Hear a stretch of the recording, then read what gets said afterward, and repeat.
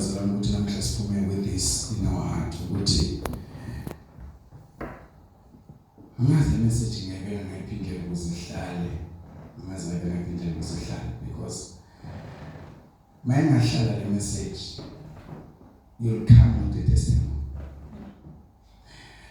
uzobuya ufakazi uthi ngempela uNkulunkulu ngiyambona empilweni yami angeke uthi ngimbonile it will be the time or it will from the moment ungayibamba le message le from right now uma uphuma la you already testifying because you see the result and bazalwane amen yes once you believe once you can understand uMancila sokubeka manje the reason why we are going in all this bazalwane throughout the week ngihamba kiko the main aim the enemy was ensuring ukuthi le message ayifiki kuwe but God delivered me so that uzozwa umlayezo wenu and the reason is that because God is expecting a shift in your life spiritually emotionally physically ngithi bazalwane yeah because change ayikwazi kuba khona emotion ayikwazi uqala ihlale kwi spirituality kufanele uye ioperate mentally meaning it's your soul bese phinde izo manifesta in the flesh angibazalwane because in the Holy Spirit is the CEO yeah the soul is the supervisor the flesh is the worker ngizozalwana once it goes the vice versa problem fanele ispirit zakho sikwazi kuba ne-control over your soul so that your flesh because the flesh obey whatsoever that the mind has as a man thinketh so is he so once in the spirit man sakho savumela let me put it in this way once because umoya wethu kufanele ubuso umoya kaNkulunkulu ngibazalwane because as we one you've got two spirits that are in you as a child of God uma angakafika umoya engcwele you are dead what is dead is your spirit man yes. But your soul is functioning but your spirit man is dead and if your spirit man is dead meaning your soul is governed by your flesh. Soul ayinamandla kahle. It's either idinga somebody to be in charge. Because your spirit man must get instructions from the Holy Spirit. Ingabona ukuthi iBhayibheli umoya wethu uyafakazelana nomoya wakhe. Meaning our spirit and the spirit of God they have to come into agreement. Meaning your spirit man must submit under the Spirit of God. While the Spirit of God serve with authority in your spirit man, but your spirit man goes and gives instruction into your soul. Then your soul will have touch over your carnality. You know what it's Bible manzi kuquwe ingqondo se athiwa maguqula inyama yenu because inyama ithatha ama instructions from your mind. Once you deal with your mind okay deal nenyama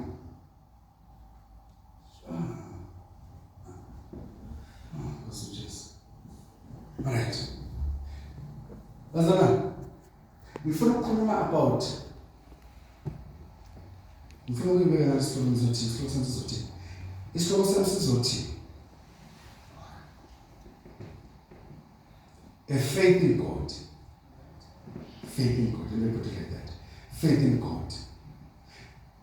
Faith in God makes your prayers to be powerful. Faith in God makes your prayers to be powerful. Right? Okay. That's really nice. My God. Mark chapter 11. Mark chapter 11. And let us sifunde khona verse number 22.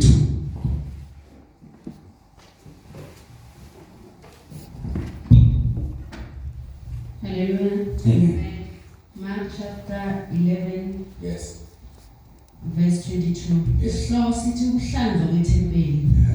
Verse 22. uJesu waphendula wathi kubo, kholwani kuNkulunkulu. Ngiqinisile ngithi kini, yilo nalo oyakuthi kule ntaba nqubuleka uphonseke elwandle, engangabazi enhliziyweni yakhe, kepha ekholwa ukuthi lokho akushoyo kuyenzeka, uza kuba nakho. Okay, so sikhuluma ngomsithi 20. But sooner right ufundela right verse, but asithi 20 and now to give the feedback. Verse 20. Yes, chapter yes. Kusasa bedlula babona umkhiwane ubunile kusukela ezimpandeni. uPetru ekhuluma wathi kuye, Rabi, bheka umkhiwane oqalekisileyo ubunile. Yes. uJesu waphendula wathi kubo, kholwani kuNkulunkulu. Ngiqinisile ngithi kini, yilo nalo oyakuthi kule ntaba nqubuleka uphonseke elwandle, engangabazi enhliziyweni yakhe, kepha ekholwa ukuthi lokho akushoyo kuyenzeka, uza kuba nakho. Okay, sibambe kanjalo. La uJesu sayenza nabantu bazalwa ukuthi wabona isihlahla somkhiwane sithembisa ukuthi sinesithelo. Wangathola isithelo wasiqalekisa ngithi isihlahla bazalwane. Uma siqalekisa isihlahla, the following day bayabuya nabafundi bakhe babudlula ngakuleso sihlahla. Lithi iBhayibheli uJesu akazange nange isihlahla, but abanake isihlahla yilabo ayehamba nabo lesikhathi ekhuluma nesihlahla. Realize ukuthi isihlahla sesiyabona bathi kuye Jesu orabi o teacher, bheka isihlahla lesi osiqalekisile izolo sesiyabona or mase sibonile. And then Jesus in respond is revealing something bazalwane. Makunento uJesu ekufuna masibheke i-character yakhe siyifunde ezibandla lakhe ezabantwana bakaNkulunkulu. Bamna always uJesu makunento angayenzi i-show off. In everything uJesu azoyenza azoyisho, there is a lesson behind. Yeah. Now, uJesu lesikhathi eqalekisa isihlahla somkhiwane, it's not that he was not conscious ukuthi vela ngekayitholi ithelo, but he went there with a motive because bebazozibuza ukuthi yokwenzani la. So he had to give them a reason ukuthi ngiyofuna isithelo, yet he knew ukuthi iBhayibheli ibeka kuqala ukuthi bekungesisi isikhathi somkhiwane basebenza njani uthelo. But Jesus went there with a deeper meaning behind, or with a deeper revelation behind. Afuna ukuyambula but akakwazi ukuyambula until first enza lento yokuqalekisa isihlahla ngibazalwane. Njengoba ngisho ngathi kunesikhathi uNkulunkulu akufaka esimeni because there is a lesson that comes after them. Because ngeke wakwazi ukuthola le lesson, the understanding of this story, unless first you go through. So ke uJesu makaqalekisa isihlahla, the message was not for today, the message was for tomorrow, but they had to encounter isihlahla somkhiwane namhlanje uJesu akhulume namhlanje, because imessage eyophuma kumkhiwane ikusasa. So umkhiwane ubhekana nesimo namhlanje, kodwa isimo sakhona akusizo sendaba yanamhlanje, indaba ikusasa. So tomorrow, now when it comes tomorrow, uJesu purposely so uphinde udlula kuleyo ndlela, and uJesu intentionally so akasibheki isihlahla somkhiwane, sibhekwa yilabo ebebahamba naye izolo. Lithi iBhayibheli nababuka babona isihlahla sibuna, bakhuluma phakathi kwabo ukuthi hayibo nasihlahla uMose ekhulumekisa ukuthi siqalekiswe na i-manifestation yakhona iyenzeka ngibazalwane. So then one of the disciples asked Jesus, "Inkosi, na indaba isihlahla osiqalekisile izolo namhlanje bona sinjani?" And God, now uJesu aka-address lento abamtshela yona. Jesus goes straight to the teaching. Ngoba sometimes uNkulunkulu uzombikela indaba angayi-entertain indaba, but amandla okuphuma eproblemini asendabe mawungabanga indaba inemfihlo ye-deliverance yakho. Nikhathaza isihlahla somkhiwane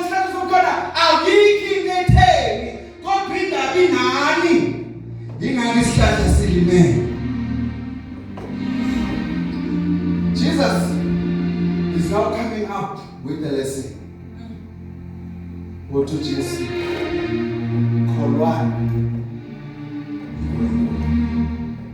Reda bin mamita leselecho uJesu waphendula wathi kubo kholwani uNkulunkulu uJesu waphendula wathi kibo kholwani uNkulunkulu mamlini yabona manje ngibamba la uma mlini bamba ethu babiza boju bazobuya kwethu uma athi uJesu kholwani uNkulunkulu meaning abafundi bakaJesu they took note of the word of God but they still haven't realized or take note of God the owner of the word sine problem namhlanje bazalwane abantu abagood in running after the promises of God but they are not running after the promise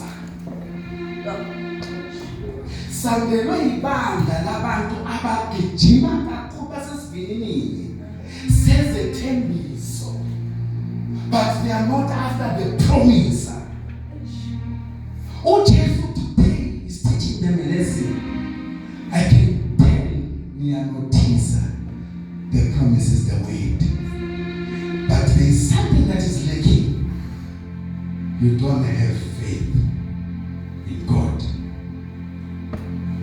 because lokuthi nize nilandele izwi meaning nilikholiwe niyalethela lokuthi nize ni take note ukuthi liya manifesta na meaning izwi likaNkulunkulu niyalobey niyalalela but what about God himself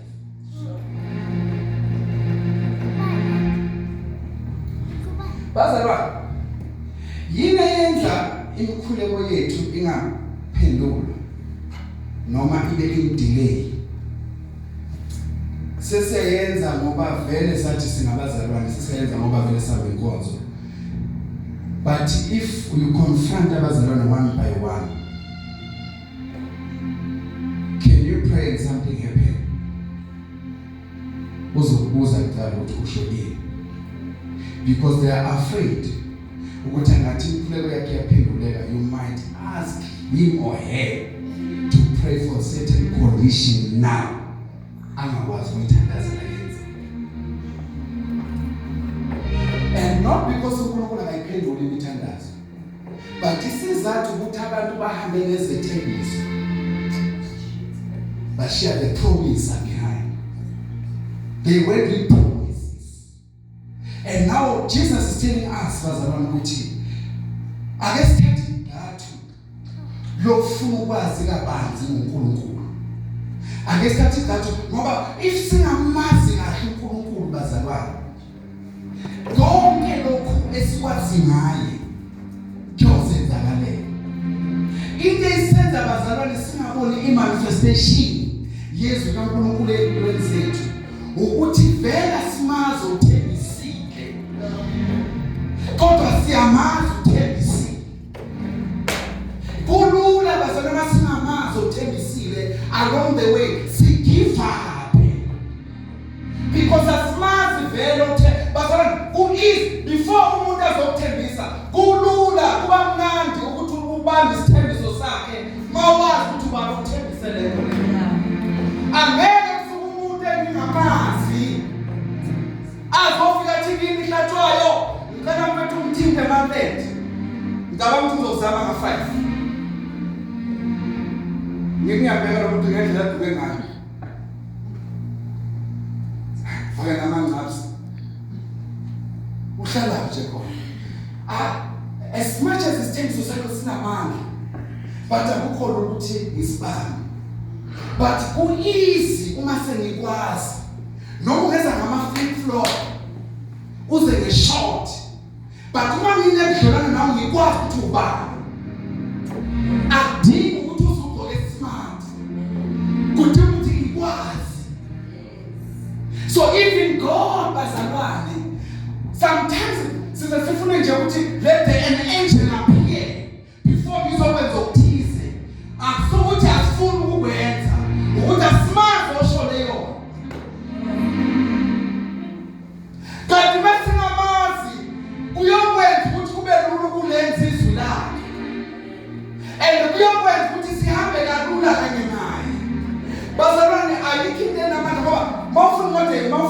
Let's read this verse.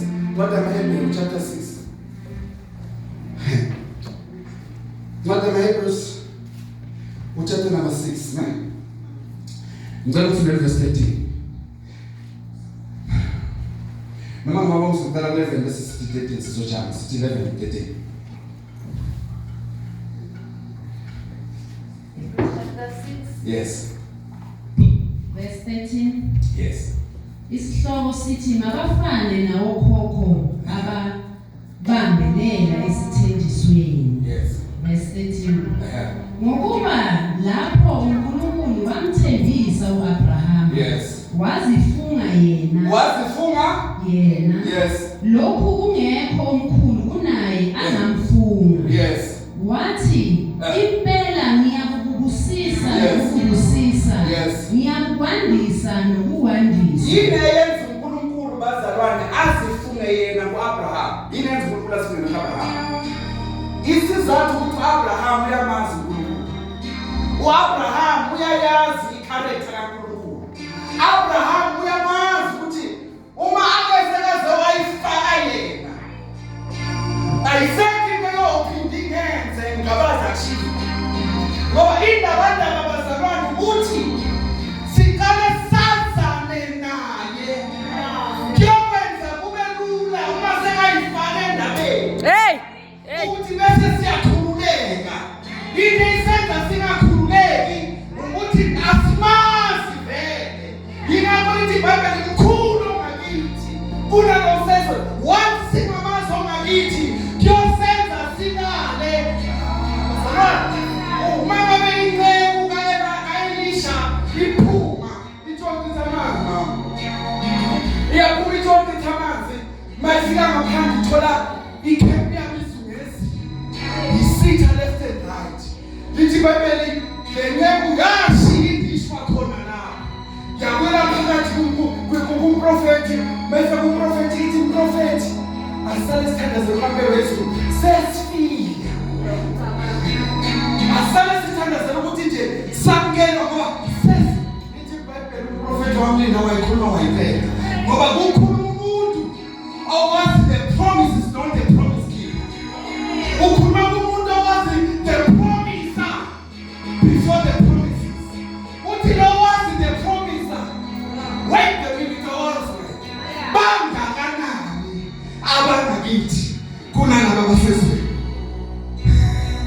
Usethi umprofethi yenkosi akwenza kasisibanga. Akuvula amehlo. Abone bangakanani abangakithi kunalabo abangakani. Lithi iBhayibheli wathi makabheka and mawulidakalela alithi wababona babazungeze lithi wabona the chariots that were surrounding the prophet, meaning yena he was outside the surrounding camp. Wakhona ubona ukuthi uElisha uzungezwe kangaka wakwazi ukuyelwa trust. So bazalwane yini yenza uNkulunkulu makafika kuAbraham azifunge ngaye. Awunamukela Abraham ukhishiwe ezweni lakibo bekiwe la abekwe khona ezweni njengesihamba. Kwathiwa lezi njengoba uyisihambi njengalokhu umnyathelile sendulungile lona. And Abraham believed God. Even angakazabona any manifestation because Abraham akanamuntu owamnikeza ubufakazi baloNkulunkulu. Yena noNkulunkulu bakalukwaza. Bathi uNkulunkulu ngobuza ngulile kuAbraham. Kwenza Abraham abe nepeace. But when it had peace feet, ukuthi after we read with the promises along the journey siyabuzwa. Ubalulekile lesemiso. We don't have an answer. And what we don't have an answer, amadimoni asigijimisa. Mama mkhola buza amadodana kaSkefa. Amadodana kaSkefa athi egameni likaJesu Kristu oshiyelwe uPawulu. Out amadimoni bonke siyamazi. uJesu siyamazi. Nina John chapter 7 believe now. They couldn't show reference. amadimoni abashaya abakhumula baphuma benqunu bahlazise ihlabathi lonke. But what amazes all in all this lithi iBhayibheli abantu bandelwa ukumesana uNkulunkulu. Kodwa amadimoni ashaya abantu yini bazamani. Okay, mfundisi usho ukuthi si-wrong yini masihamba nezethembiso? Angithi ni wrong, but along the journey ngizophelelwa. Ngoba kuyenzeka noma umazi kodwa isithembiso sithathe 25 years. 25 years lokuthunzwa ngumntwana. 25 years. Lokho kusona uNkulunkulu lokho ufuna i-covenant yini. Lokho uyaprovide, lokho emenza umhlatshelo. Kodwa lo uNkulunkulu engenza kule mihlatshelo nginento eyi-1 ukuthi because I know him. Thembeke. Uzokwenza shit. I trust in his promises. Read mama ngicela ufunde lapha. Verse 11. Fundisa mina. Hebrews chapter 6 verse 11. Kepha sinxanela ukuba yilo nalo kini abonakalise lokho kuphuthalela lize liphelele ithemba kuze kube sekuphelele. Okay, so 13 Yes. Ngokuba lapho uNkulunkulu wamthembisa uAbraham wazifunga yena. Lokhu kungekho omkhulu kunaye angamfunga. Yes. Wathi impela ngiyakubusisa nokubusisa. Ngiyakwandisa nokukwandisa. Meaning firstly God revealed himself to Abraham. Then after the promise. Firstly wazifunga ngaye. Makaqeda ukusifunga ngaye because now Abraham you know me. I can say a thing and then you will now believe. Kuyingozi ukwazi umuntu after sekathembisile. Kungcono maqale wamazi esathembisa. Ngoba maningi amathuba ukuthi ungaphoxeka. Mawulandwe izethembiso ungamazi yena. Kodwa ungani ukuphoxeka mawuqale wazi yena. Wabe sithola ithembiso. Nokuthi ukhathe short. Miningi imishado elimele. Ngoba yahamba kuqala ngezethembiso before ku verify the character. Mawuqeda ukuthola the character, these are two opposite things ezingameshi. But who easily even to discern ukuthi this thing is going to come to us because we now verified first the promise.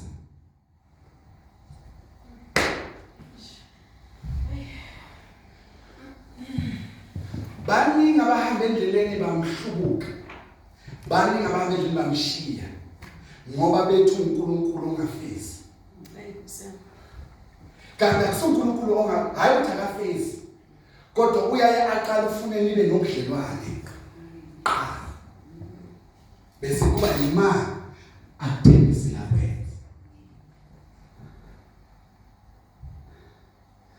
Manje abantu bafuna ukucela afeze bese bazotala ukuyofuna kwemanzi. And it's not like that. It's not like a government. It's not running after votes. He's God. Yeah. He's God bazalwane. Lo esimkhonza asingamvezi njengopresident. Asingamvezi umuntu okhankaselwayo ukuthi mawungamthemba uzobona uzovela ngoba uyathanda uxaba. No, it's not like that. Bazalwane, we're serving a God who's God by himself. Yes. He's God even before you call him God. Now you take sure. He's God even before you decide to call him God. He was God before the universe. So in that way, inikeza igunya lokuthi akabi in pressure, akabi akacindezeleki noma kuyese ku-pressure ukuthi kufaneleke manje ngoba uzaza alahlelelwe alahlekelwe uNkulunkulu bakhe ngoba phela wena ubona isithembiso siba in delay.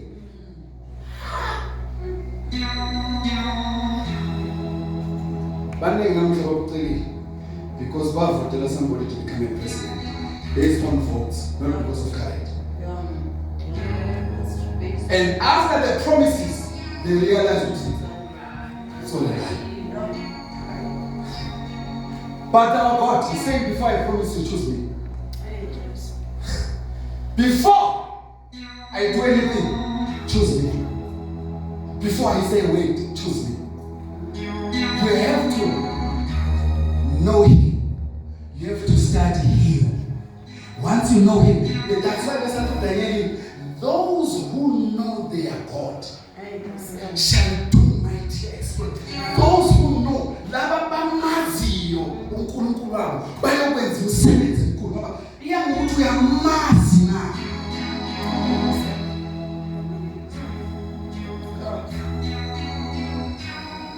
Sina problem namhlanje yabantu abagijime bayomemezela ithembiso abazizwile naye bengamazi baba obathembisile. And now they are all in confusion. Same with the shepherd. They are all standing on the promises, and no one is coming to confirm the promises because they left the promise behind. And they say, "Unkulunkulu awenze lokho." Uvele phela. Let's go. Yes. Marty, Exodus 33.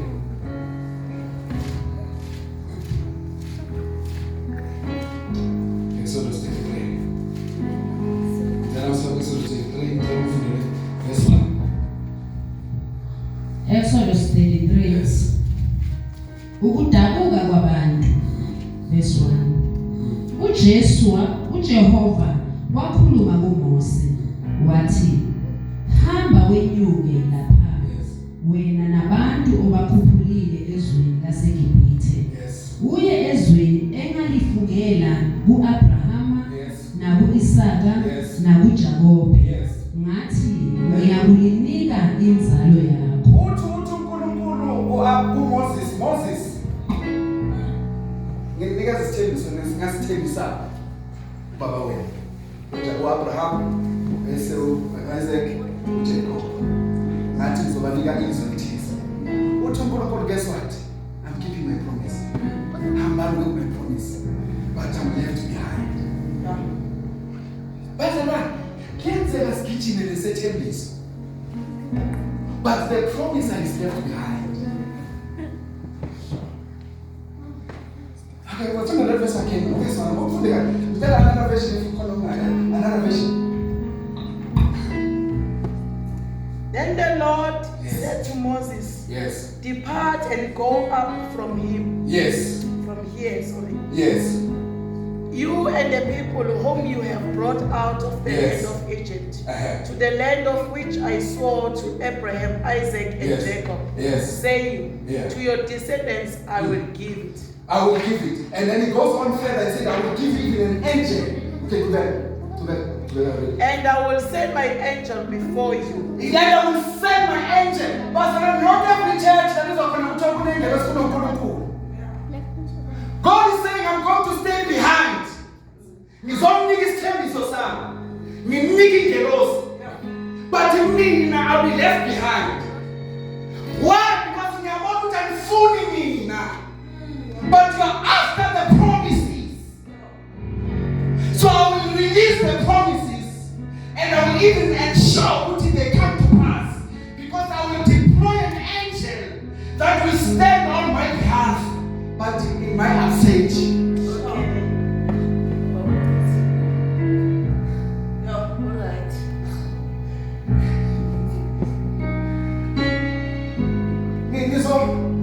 Ngizohlabelela ngithi umoya esawuthenjiswa anonarisha wehlismo nithi Nkosi wathi wena uzokwenza abantu bakuthande namakhanda and I will give them to you because now you see after all these things but minus Lazarus God is good. Izinto zakhe azibenza ngoNkulunkulu. is God even not doing anything. And if uzomedanisa nezinto zakhe, by just looking izinto zakhe, and then you confirm what is there, you still need to know him. You don't know God.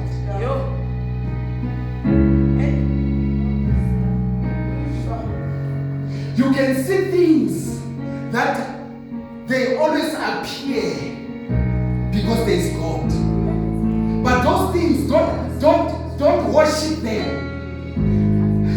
Because again, they are still corner. God went and said, just to check what he nyakon disela.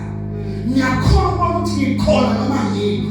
And was a moment he called no maniko. And what you want in any other way except you build your relationship with me first. Because see, banning about so on this simple.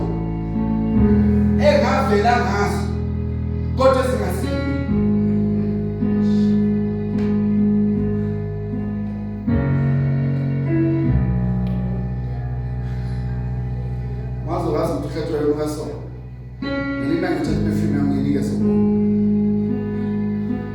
Because you are blind, you don't know my voice, you don't know the relationship. So let me let you be. And then that will reveal to you what our mass brings. And no matter what the tendency, you would have been affirmed. Not ngoba funa ukuthengisa, but ngoba funa verify. Niyangazi na.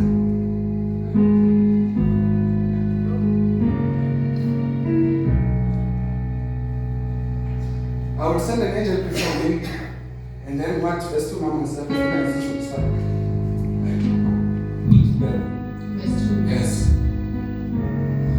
Niyakuthuma ingelosi phambi kwakho. Iwaxoshe amakhanani nama-Amori namaHethi namaPerizi namaHivi namaJebusi. Yes. And Moses was the Lord of Hethi. Listen to this carefully. How God is he? How God is he? Where's the one come up from the door and the crowd is called? What I'm even shocked. Long thing away. I won't withhold it. I know that I want to come, Mama. Oh, yes. You tell me, say that your caution is as things. And there's always things also me caution is as things. There's always things also me inheritance. Because money nigga is asking to then nigga put in cords. But nigga want about in a sample on arm. It was the reason of the blessing. It was not so that nigga, but I thought it's a reward after I thought you knew. Nini nige ngoba ngicela ukuthi ngiyangazi, anginika ukuthi ningazi nabo. Ngiphindele. Anginika ngalezinto ukuthi ngazi or know me that I'm God. But this comes after you now know who am I.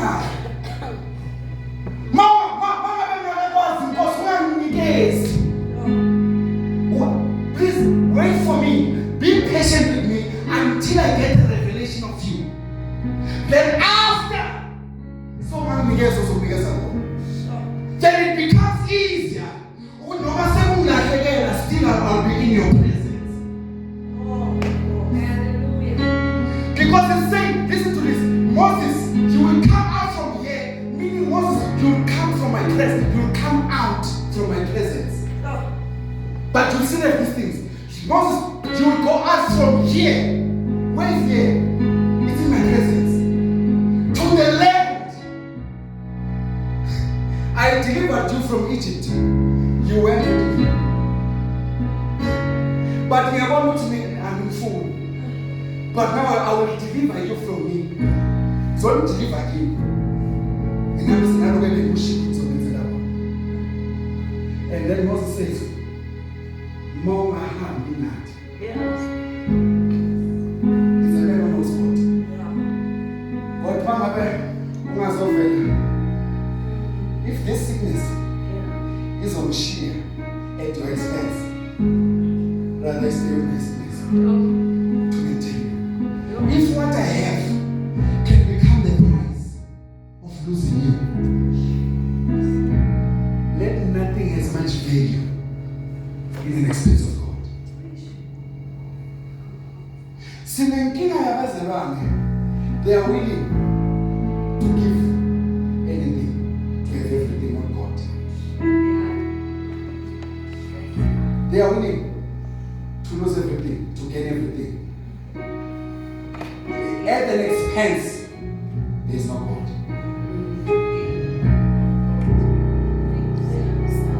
Listen to the man who knows God. Listen to the man who knows God. Next verse. Verse 3. Yes. Uye ezweni elichithima ubisi nezinyosi angiyikukhuphuka ngiphakathi kwenu. Lokhu ningabantu abantamo ilukhuni. Yes. Funa nginiqede endleleni. Funa, because see, you can have promises and still live in your sinful nature and do as you please. Still enjoy the promises of the word of God. But for you to enjoy the promises and do as you please, the promise. Because God is saying to them, if I continue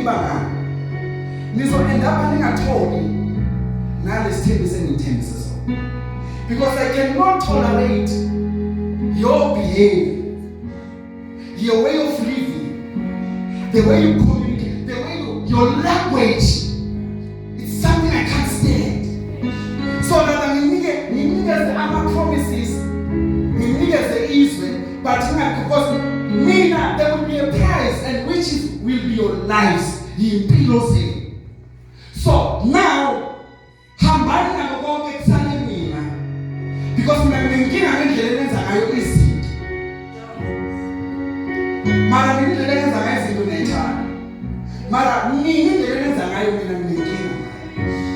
so I will continue fulfill my vows. Why me na promise breakers?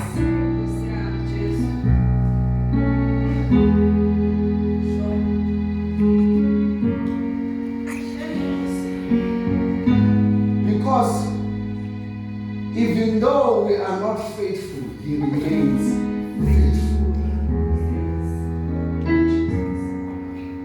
That's when in English, let us quote one guy, 2 Timothy, chapter number 2, verse number 12.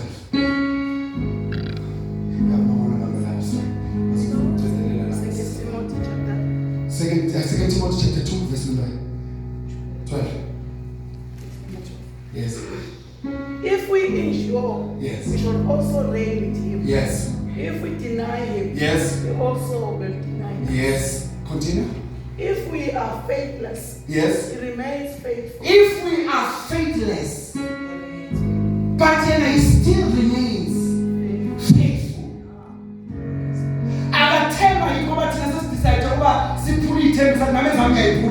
No, what do you mean? I will remain faithful because what I promise, I ensure to keep.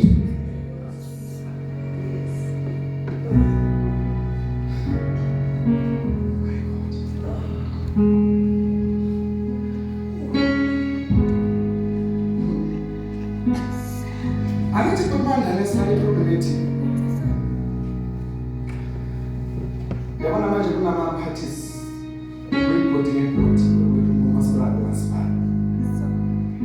No man go tell the agents that I saw some again. But you broke the promise of Wilande. But our God's not that. Lower team is no one decided to together. We stick to that.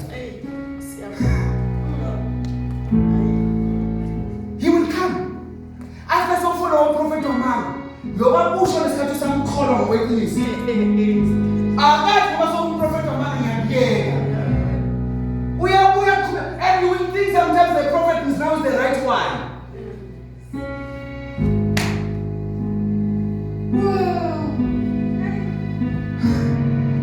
Because you won't stand under the shadow of his wings.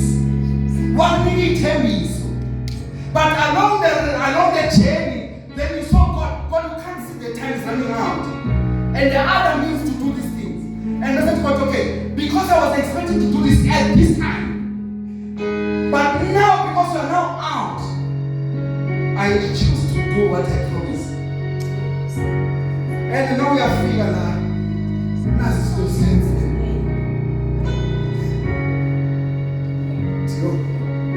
Akati sio prophet wetu kuningi wasasila and God is looking at you because he remains faithful. That's what the verse 7 to show that Moses, why Moses he uttered those words with God. But what let us make sense because the next verse in the Bible but me goes on verse 4 from verse 4. Abantu beyizwa le ndaba embi badabuka. Akwabakho umuntu owafaka izivunulo zakhe. Akwabakho umuntu owathola ukurelaxa kule ndaba. uJehova wayesethi kuMose, yisho kubantwana bakwa-Israyeli uthi, ngingabantu abantamo elikhulu. Uma ngikhuphuka ngiphakathi kwenu nangokuphazima kweso nje ngizakuniqeda. Okay, let's run to verse number 10. Verse number 10. Verse 9. Yes. Kwathi uMose engena etendeni, insika yefu yehla. Yema ngasemnyango wetende. uJehova wakhuluma noMose. Sikhuluma ngomuntu owazi uNkulunkulu. Verse 10. Sikhuluma ngomuntu mamzimani. Mina ngazi abantu nabangabona isithembiso senzeka bayofuna uNkulunkulu. Isithembiso senzeka. Because ukholiwe ukuthi uzokwenza lokho. Akwenzeki. Then you go and pray about that. Go seek after the Lord's face. But Moses is not that. Moses is seeing things happening, but in an absence of God. Uthi angizohlala ukuthi izinto ziyenzeke. Until uzokwenza still kuyokwenza. Because God, you are remaining behind. I have to go and seek you. Why izinto zenza? Ngikhuluma ngokufasta mina ubona yonke into yakho ihamba kahle. Ngikhuluma ngokufika ukhala udasluka kodwa yonke into yenzeka according. The only thing you are now having ukuthi angizizweni nginoNkulunkulu wami. And that doesn't give me peace. Why promotion by 2 years? Why you bathe ukuthi izinto zenzeke? But you tell. Amuzi uNkulunkulu mina man. Amuzi. Yes, izinto ziyafema ukuthi God is around me, but why I don't hear him? Moses uthi Nkosi, if bayahamba mina ngiyehle etenteni manje. Ngiyofuna wena. We can never go without your presence.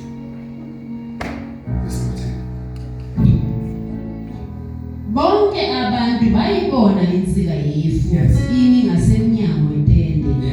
Bonke abantu basukuma bakhuleka. Kwaba yilowo nalowo ngasemnyango wetende lakhe. uJehova wakhuluma kuMose ubuso nobuso. uJehova wakhuluma. Yakuthi specific kind of God. And the Koine version 18, uNkulunkulu wayehlala ekhuluma noMose. Ekhuluma noMose njengomuntu ekhuluma nomuntu ubuso nobuso. And now God is saying, Moses, you will have everything, but ngeke sathi ubuso nobuso. Ubuso uzosala. Uzokhuluma uhambe wena. Moses said never. Because you know why he names Moses abe bold, so bold in this way. Ukuthi in fact even before azohamba ayomemezela ukuba khulu. Into oqala hlangana nayo uNkulunkulu before his time. Because the first time Moses encountered God, it was in a burning bush. And the bush was not burning for Moses, but the burning bush was burning there in a distance from Moses. But when Moses took his time, what Moses said is such a spell. Meaning Moses said, but Moses was this kind of an individual obekangabheki izinto just ukudlulisa. Ngoba i-problem yethu sibe nemisikolo kuNkulunkulu because of that. Kuba neNkulunkulu calling our attention, i-attention yethu in an unfamiliar way. But azange si realize ukuthi nalento eyenzakalayo is unfamiliar. Now that by that, before God speaks, you must be a person over his space so that you will know then you can pay attention from it.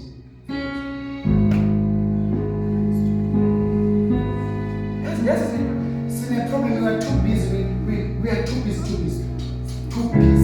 We cannot tell no matter what. No matter what, we should tell us. How come we don't think that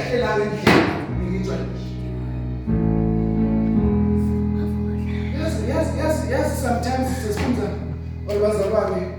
God will give you this time. Uzophuma edrobheni ukhimnya. Ube edrobheni nomlindi. Ukhimo. Hambe ungena. Uthi yabuya. Umuntu uthi ayifike yavuleka. Yes, ukuthi khona mama nakwala. And God is trying to call your attention, but I'm here with you now. You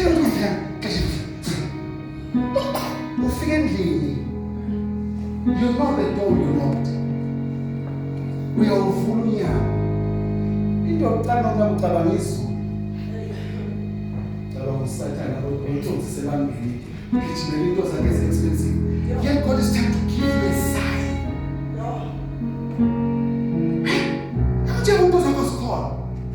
Thank God. God, thank you. So figure out here. Now God, but because your spirit is too much so sensitive for moving, you ensure no matter what Moses never gave which this is heaven. Moses again Sunday born.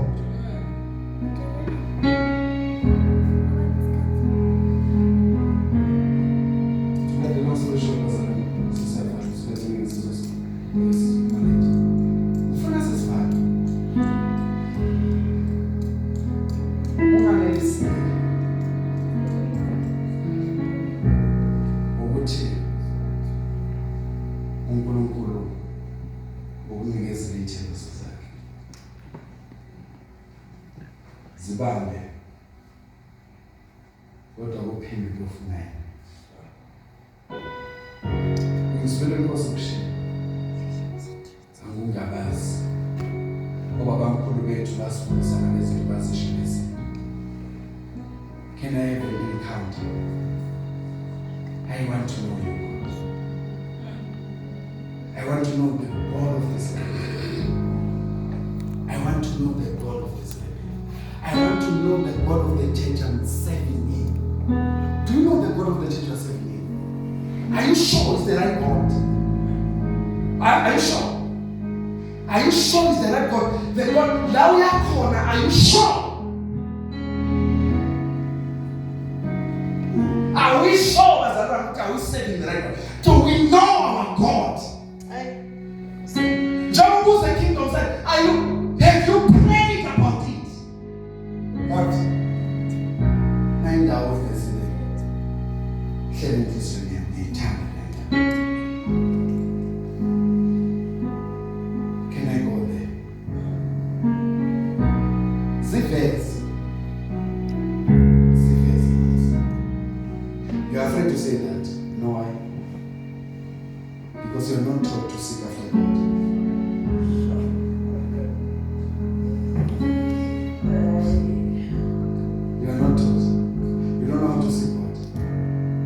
Mama uDavid efike ethola ikhempe yakho ihlaseliwe isithi asivelele sathatha amakhosikazi abo nabantwana babo lithi iBhayibheli amadoda onke ayehambe noDavid empini amvukele uDavid athi usithathiwe sesempini ukuyizitha abantu abethande kubeceleni lithi iBhayibheli what David did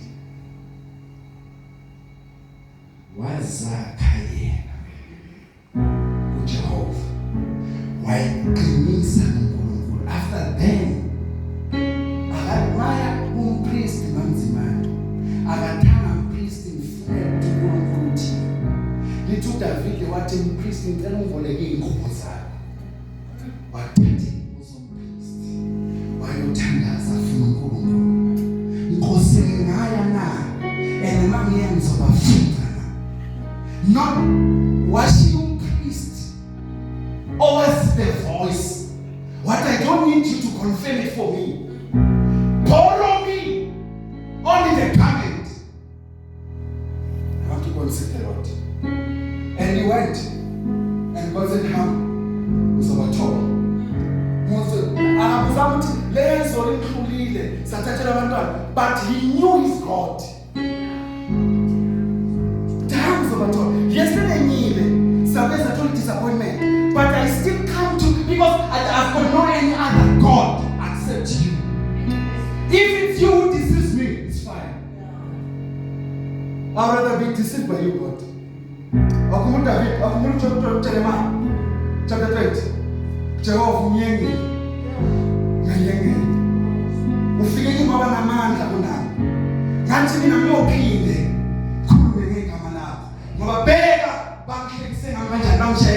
I will never ever mention your name. But while meeting at Tola, he's like Hola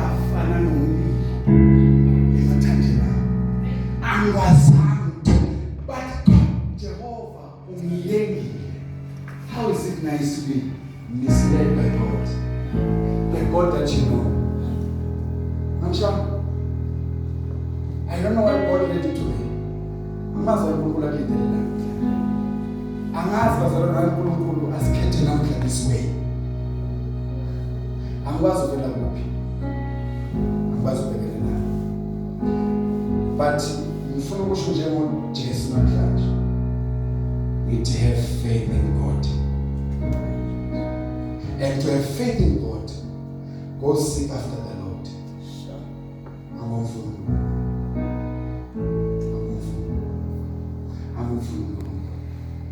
And must also be uNkulunkulu somthola. What you guys are this?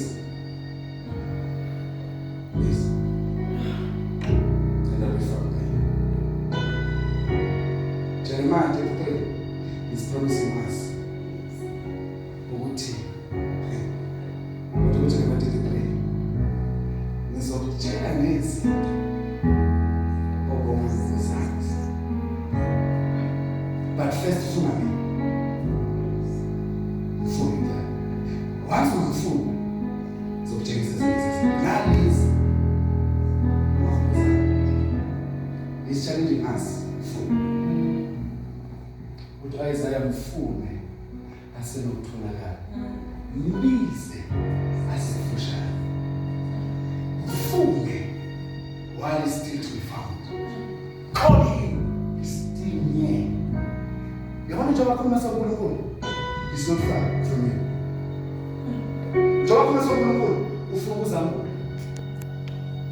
And not to anyone else but to you and me. He's hungry for us. Introduce to us. But he's calling us in this way. It's a call. It's a trumpet in the spirit. Which I'm calling.